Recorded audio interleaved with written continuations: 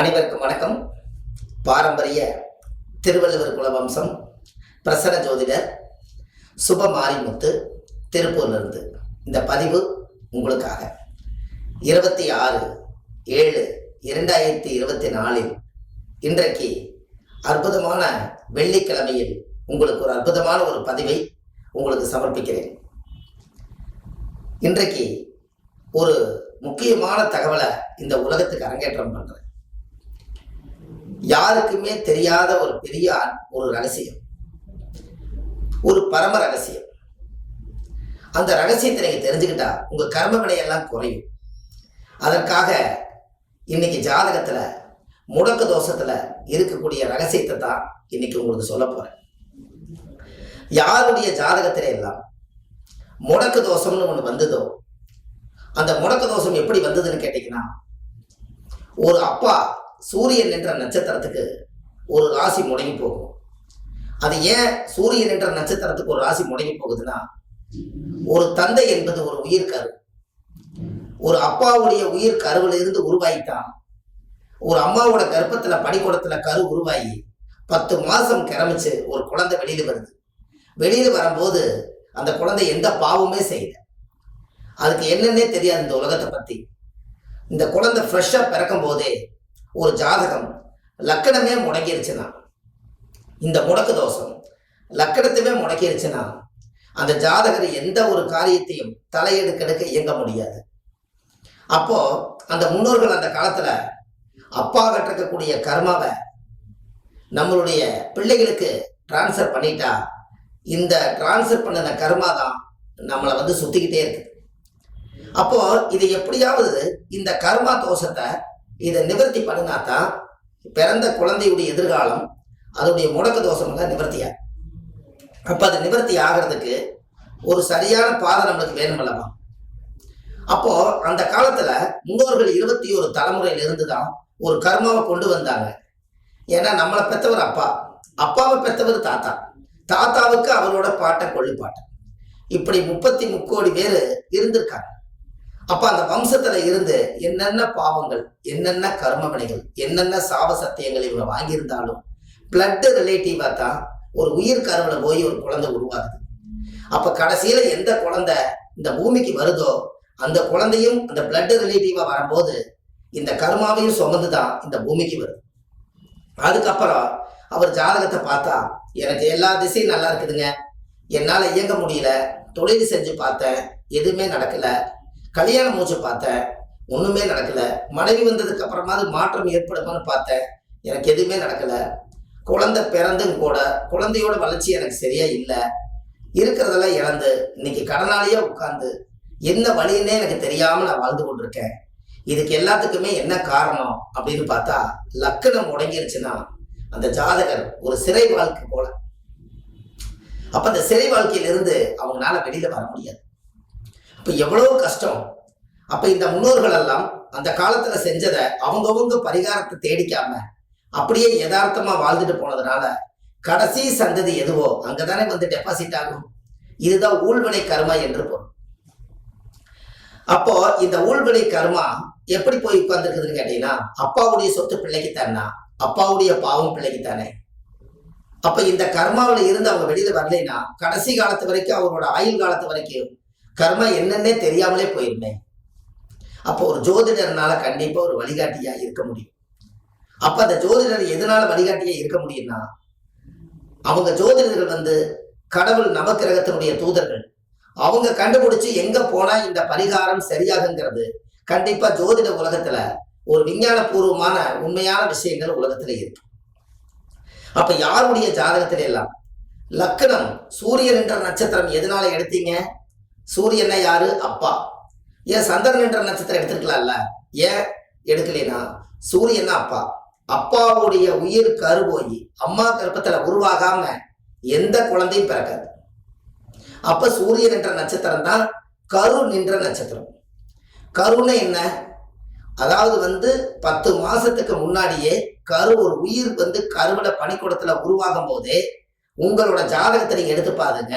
பாதசாரத்துல சூரியன், சந்திரன், செவ்வாய், புதன், குரு, சுக்கிரன், சனி, ராகு, கேது இருக்கும்.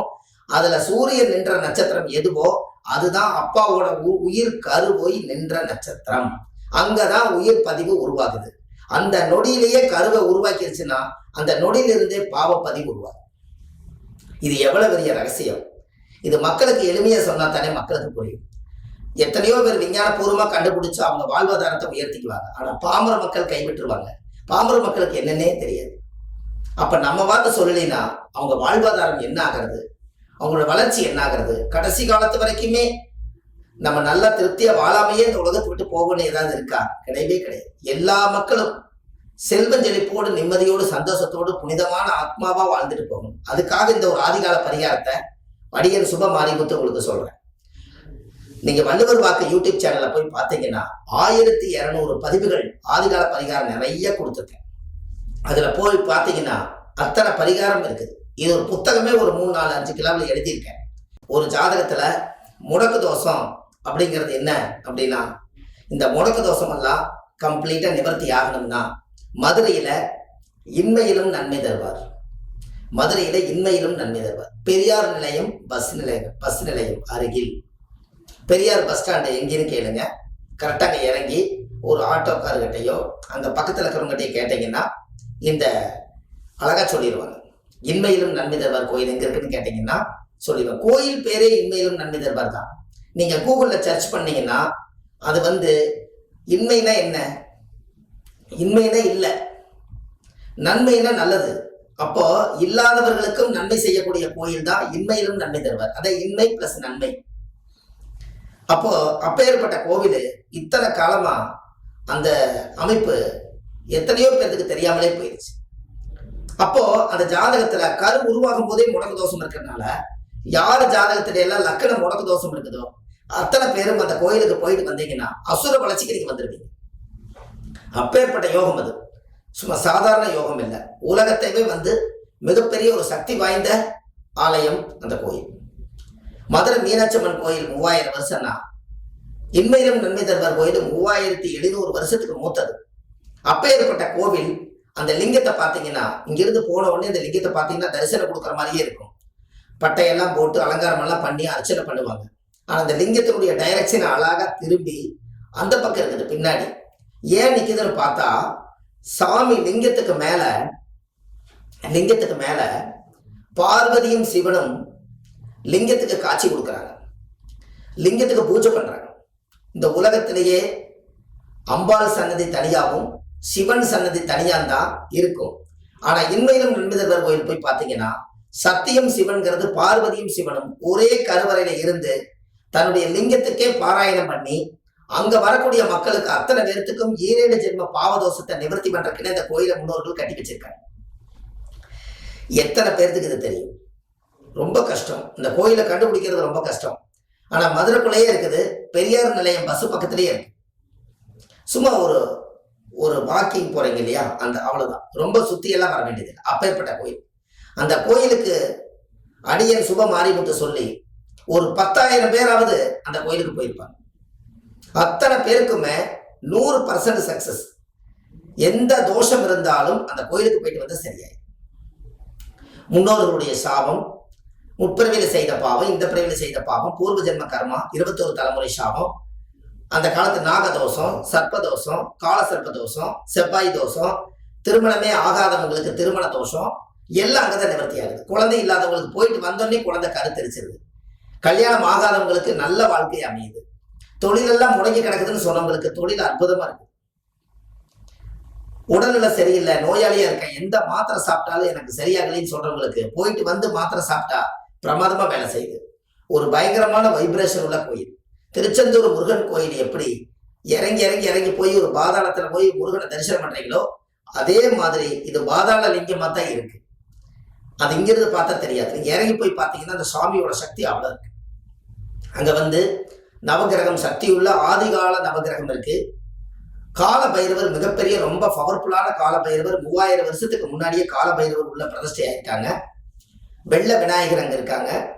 அம்பாள் சன்னதி பார்த்தீங்கன்னா தத்துரூபமா இருக்கும். அந்த கோவிலுடைய அம்சமே பார்த்தீங்கன்னா அந்த காலத்துல முடிசூடுறதுக்காக அந்த கோவில அந்த இன்மையிலும் நன்மை தருவார் கோயில முடிசூடிட்டு போய்தான் அவங்க நிர்வாகம் பார்ப்பாங்களாம். அப்படி முடிசூடலைன்னா அந்த இடத்துல அவங்க இருக்க முடியாதான். அதனால அந்த இடத்துல கோவில் வந்து அதிகாரம் பண்ணக்கூடியவர்கள் ரொம்ப அதிகமா பெரிய இது பண்ணக்கூடியவங்க எல்லாத்தையுமே அந்த சாமி வந்து தண்டிக்குமா. அதனால பணிஞ்சு அமைதியா போய் சாமி கும்பிட்டு வரக்கூடிய கோயில் தான். அப்போ அப்பேற்பட்ட கோவில் உங்களுடைய ஜாதகத்துல லக்கணம் யாருக்கெல்லாம் முடக்க தோஷம் இருக்குதோ, இந்த உலகத்துல யாருக்கெல்லாம் நீங்க பிறக்கும் போது உங்களுடைய கர்மவினை தோஷத்தை பிறக்கும் போது வாங்கி வந்தீங்களோ, வாழ்க்கையில ஒரு முறை அந்த கோயிலுக்கு போயிட்டு வாங்க, உங்க தலைவிதியே மாறும். உங்களுடைய ஜாதகத்தை கொண்டு போய் வச்சு சாமி கிட்ட தேங்காய் வளம் பூமாலை கல்கண்டு வாங்கி அர்ச்சனை பண்ணி ஜாதகத்தை ஒரு முறை வச்சுட்டு வாங்க. 9 நவகிரக தோஷ நிவர்த்தியா. அவ்வளவு பெரிய அற்புதமான கோயில், வாழ்க்கையில நினைச்சு பார்க்க முடியாத கோயில். என்னுடைய ஜாதகத்துல என்னுடைய அனுபவம் என்னன்னு கேட்டீங்கன்னா, ஜோதிடத்துல 30 ஆண்டு காலமா நான் அந்த ஜோதிடத்துறையில இருக்கேன். ஒரு பெரிய ஆதிகால பரிகார புத்தகமே எழுதியிருக்கேன். இந்த பாருங்க, ஒரு ஆதிகால பரிகாரம்னு சொல்லி ஒரு புத்தகமே நான் எழுதியிருக்கேன். இந்த புத்தகமே பார்த்தீங்கன்னா பாருங்க, இந்த புத்தகத்திலே 1736 பரிகாரம் எழுதியிருக்கேன். A4 சைஸ் ஒரு 3, 4, 5 கிலோ வரும் இந்த புத்தகம். இந்த புத்தகமே நான் எழுதி இந்த உலகத்துக்கு சமர்ப்பணம் பண்ணியிருக்கேன். இதுல எல்லா ரகசியங்களும் இதுல இருக்கு. எத்தனை பேர் வேணாலும் இதை வாங்கி படிக்கலாம். ஜோதிடத்தை வாங்கி படிக்கிறதுங்கிறது கிடையாது. இதை யார் வேணாலும் ஒரு பகவத்கீதை, ஒரு திருக்குறள், ஒரு கம்பராமாயணம் மாதிரி என்னுடைய அனுபவத்துக்கு இவ்வளவு பெரிய புத்தகத்தை எழுதியிருக்கேன். அப்ப இதெல்லாம் எழுதுறது எதற்காக தெரியுங்களா? இனி வரும் காலகட்டங்களில் யாருக்கும் பலனிலைன்னு போயிடக்கூடாது. அதுக்காக இந்த புத்தகத்தை நான் எழுதியிருக்கேன். இந்த புத்தகம் ஆன்லைன்லயே கிடைக்குது உங்களுக்கு. எப்படி? கொரியர் மூலயமா நீங்க சொன்னீங்கன்னா இந்த புத்தகம் உங்களுக்கு கிடைக்கும். இந்த புத்தகத்தை வச்சும் கூட ஜோதிடம் தெரியாதவர்களுக்கும் கூட இந்த ஒரு புத்தகம் இருந்தா போதும், ஒரு மிகப்பெரிய ஒரு ஜோதிடர் ஆயிடலாம். அவ்வளவு பரிகாரங்களும் அவ்வளவு ஜோதிட வாசகங்களும் எழுதியிருக்கேன். அதுல நம்மளுடைய கோயில்களை பத்தி நிறைய எழுதியிருக்கேன். அதெல்லாம் தான் இதுல இருக்கு. அப்ப கண்டிப்பா உங்க வாழ்க்கையில இந்த புத்தகத்தை நீங்க வாங்கி படிச்சு பாருங்க, எல்லா விஷயம் கிடைக்கும். இதுல வந்து அற்புதமான விஷயங்களும் பெரிய பெரிய பரம ரகசியங்களும் ஆதிகால பரிகாரம் 1736 பரிகாரம் எழுதியிருக்கேன். ஒரு திருவள்ளுவர் குல வம்சத்துல பிறந்து அடியன் சுப மாரிமுத்து எத்தனையோ மக்களுக்காக நிறைய விஷயங்கள் பண்ணிட்டு வரேன். ஆதரவற்ற பிரேதங்கள் எல்லாம் எடுத்து அடக்கம் பண்றேன். ஜோதிட மாநாடு எங்க நடந்தாலும் சாப்பாடு அன்னதானம் கொடுக்குறேன். கண்ணு தெரியாதவங்க, காது கேட்காதவங்க, காடு ஊனப்பட்டவங்களுக்கு எல்லாம் நிறைய சர்வீஸ் பண்ணி உதவி பண்ணியிருக்கேன். ஆதாரபூர்வமா எங்களுடைய சமுதாயத்துல நிறைய உதவிகள் செஞ்சிருக்கேன். அத்தனையும் இந்த ஜோதிடத்துல முடக்கு தோஷ நிவர்த்தி ஆயித்தான் வாழ்வாதாரமே வளர்ந்திருக்கு. அதனால கண்டிப்பா வாழ்வது ஒரு முறை, வாழ்த்தட்டும் தலைமுறை, இதுதான் என்னுடைய டைட்டில். கீழே போயிட்டு இருக்கிற நம்பருக்கு நீங்க ஒரு ஃபோன் பண்ணுங்க. அந்த நம்பர்ல 9361388202 இந்த நம்பருக்கு நீங்க கூப்பிடுங்க. உங்க வாழ்க்கையில அசுர வளர்ச்சிக்கு வருவீங்க. முற்பிறவியில செய்த பாவங்கள் நீங்க விளக்கு போடும் போது முற்பிறவியில செய்த பாவங்கள் எப்பிறவிக்கும் தொடராமல் இருக்க, இப்பிறவியிலேயே என் தந்தை வழியில வந்த கர்மாவினைகளும் தாய் வழியில வந்த கர்மாவினைகளும் நான் இந்த பூமிக்கு கொண்டு வந்த கர்மாவினைகளும் இன்றோடு நிவர்த்தியாகட்டுன்னு சொல்லி ஒரு 5 விளக்கு கோயில தீபம் போட்டு சாமி கும்பிட்டு வாங்க. அசுர வளர்ச்சிக்கு வந்துடுவீங்க. அடியன் சுப மாரிமுத்து அடுத்த பதிவில் உங்களை சந்திக்கிறேன். வாழ்வது ஒரு முறை, வாழ்த்தட்டும் தலைமுறை. நன்றி, வணக்கம்.